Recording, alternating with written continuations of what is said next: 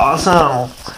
Good morning, everybody. Reggie Edwards, the Front Row Report. I am honored and excited today to be joined by Barry from MercyMe. Man, dude, it's exciting, man. You just mentioned it, man. You're up for a couple Grammys. The Rock and Worship Roadshow is kicking off here soon.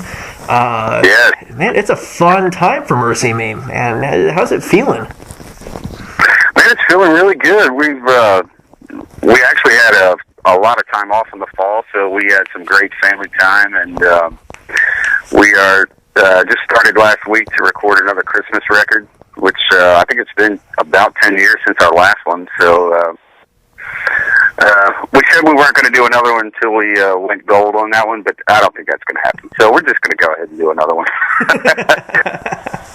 But yeah, man, so we're up for a couple Grammys, and then we hit the road show right after that, so we're excited. Nice, man. Things are going good. I'm sure it's hard to explain, but man, when you're up for a Grammy, I mean, what does that mean to you as a recording artist?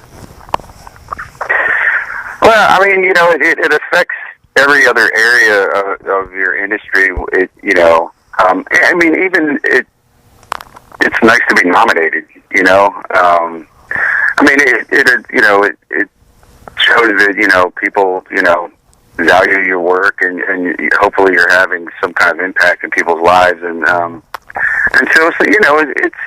it's nice to be looked at and rewarded for those things, if you call that a reward or award. But as a Christian though, that's another whole can of worms, because I mean, we like we're artists, and I don't think any of us actually survive by the accolades of men, even though they're heaped on us, and we have to really keep a good balance on all that. Otherwise it goes to your head, you become an idiot. And so, as believers going into the Grammys, you just, it is what it is, and you just have to put it in balance and keep yourself in check. Is it hard to keep that balance? Because, I mean, No, man. Every time I take out the garbage, I'm right back. I'm right back at point A. Man, going on with the Grammys, I mean, you're coming up to a year of, from Welcome to the New since it came out.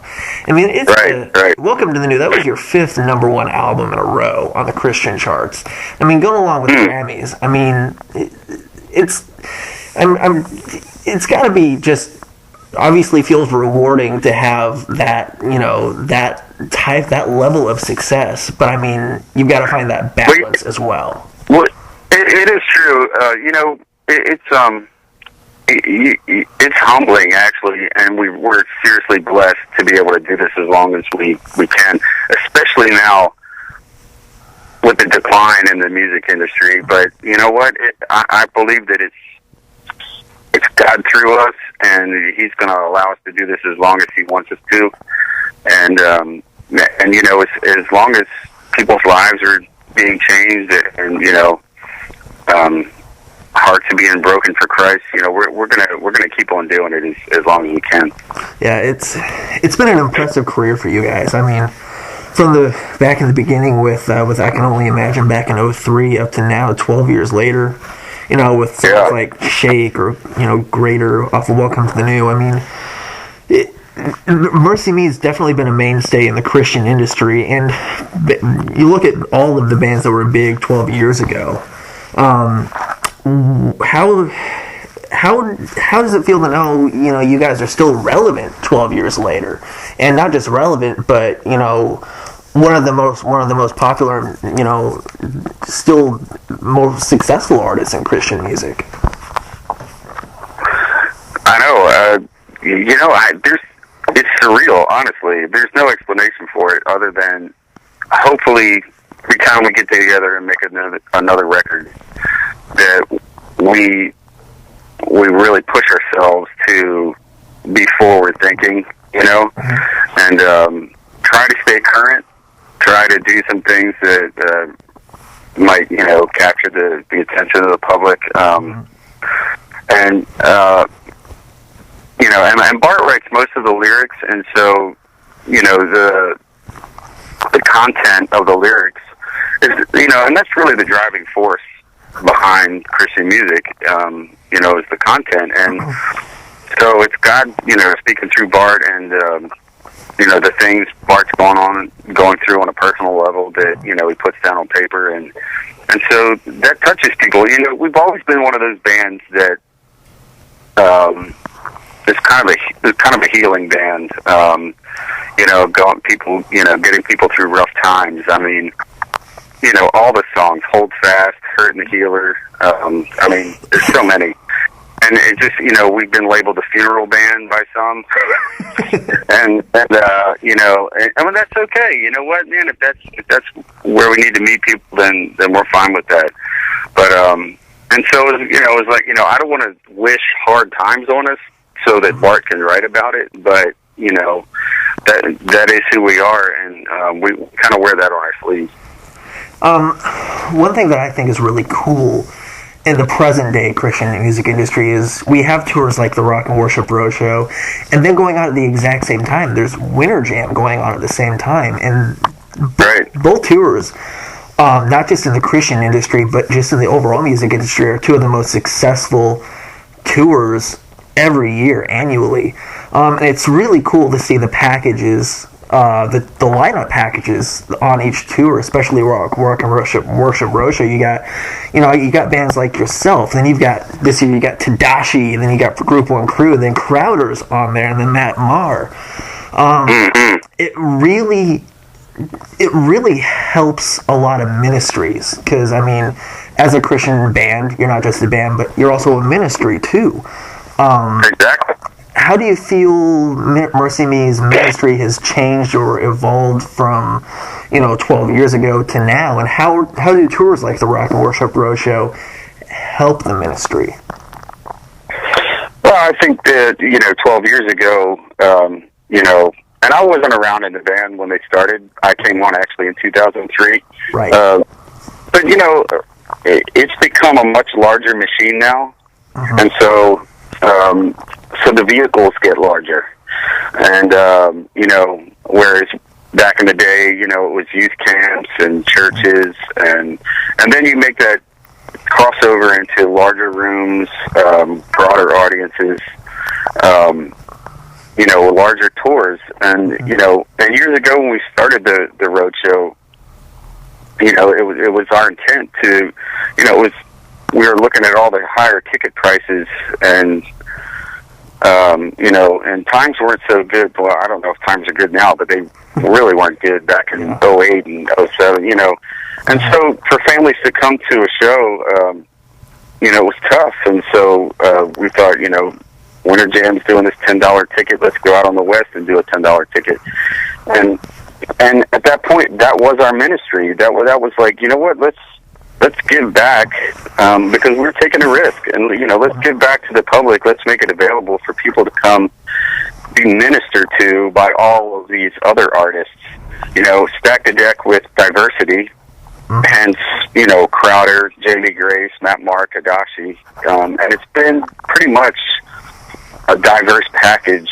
I think it's been going 7 years now, and so that is a ministry into itself, and that.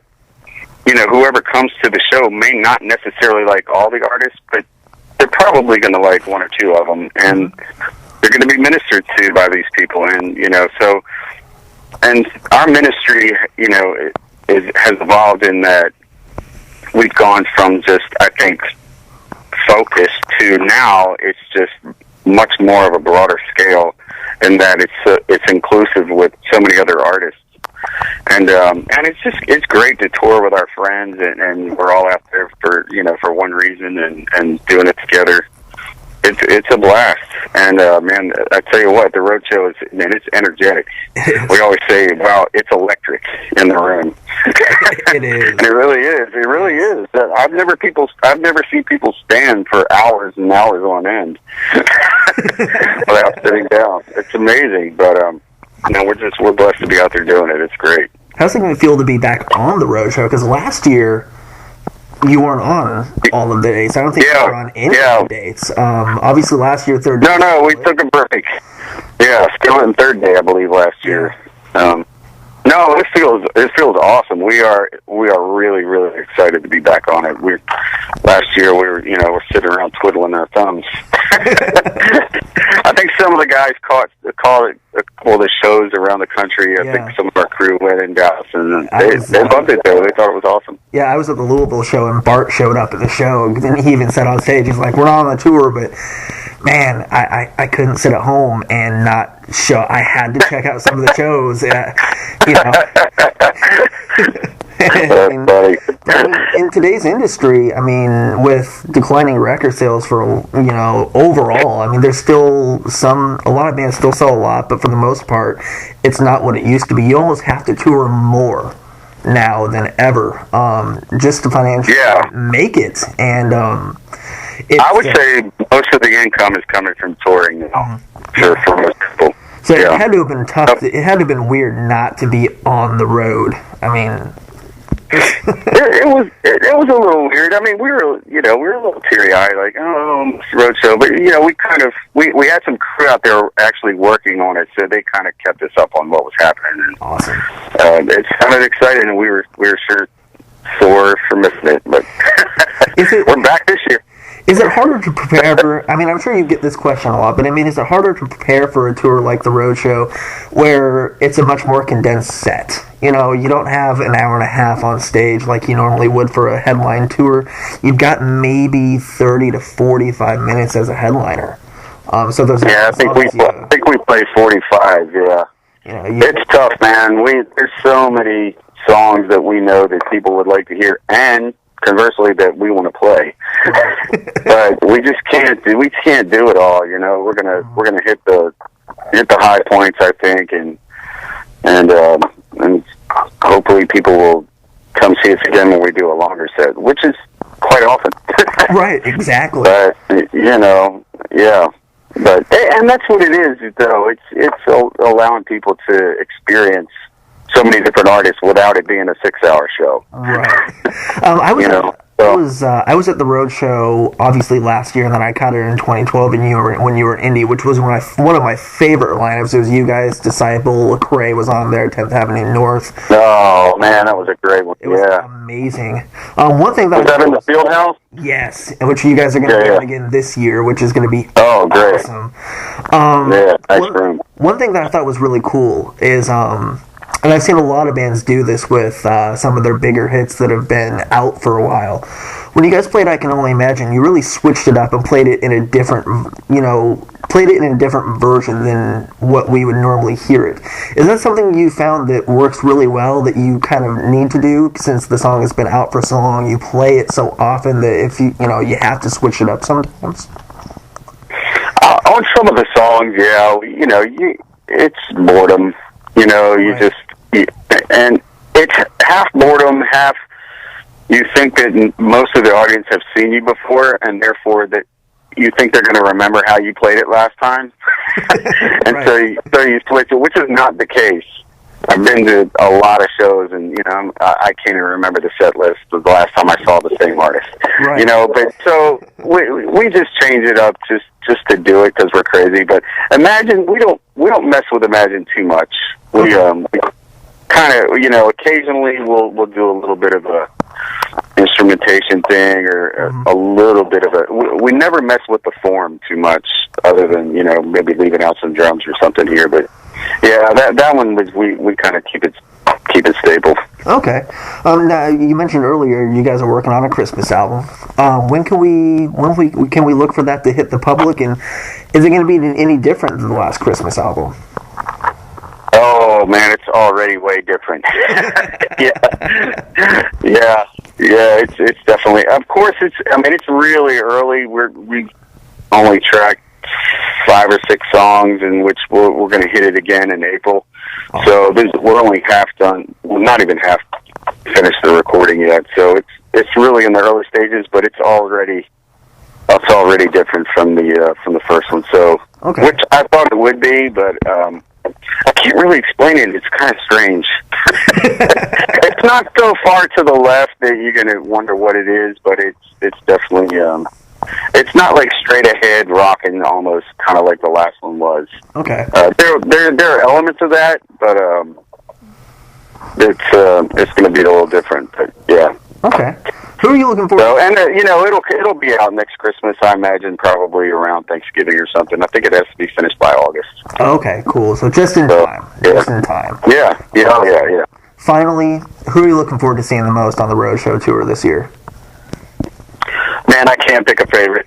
I really do. And I'm playing with Matt Marr this year, so I'm going to enjoy playing with him. But awesome. I tell you what, man, Crowder, I think, is going to put his house thing up. So, and we've toured with Crowder so many times. We're looking forward to hanging out with those guys again. So, yeah, probably Crowder. I haven't seen his new thing live, so he's probably who I'm looking forward to seeing the most. I haven't seen it either, but I like the musical switch that he's done with the solo material. It's really, really fun, isn't it? Yeah, it's really fun. And a complete curveball. Did not expect that at all. Yeah. It works. And the beard helps. It does. David's almost known for his beard now. It seems like. I mean, true. He's the beard. It's gonna be so awesome to see that music. Yeah. I cannot wait, man. Hitting Indianapolis, February 26th, Bankers Life Fieldhouse. MercyMe out on the Rock and Worship Roadshow once again, man. Barry, thank you so much for taking time. It's been great. Oh, my pleasure.